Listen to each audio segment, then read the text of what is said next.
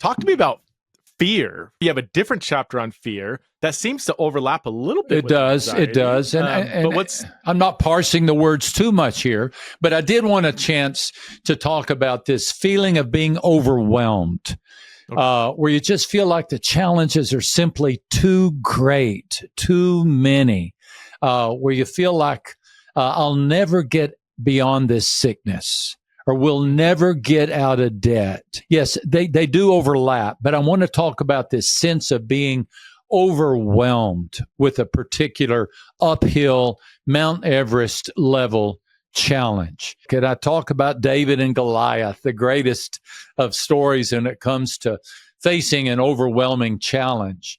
And I point out how David was, of all the Jews, or all the Hebrew nation there in the valley of Elah, he was the only one thinking about God.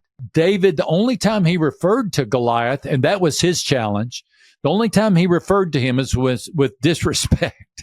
You uncircumcised Philistine, and not politically correct. And yet he spoke about God often. He talked about the armies of the living God.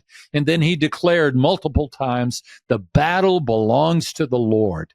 Now, he did this long before the idea of mental health or thought management was a buzzword, but he was practicing mental health. He was practicing thought management.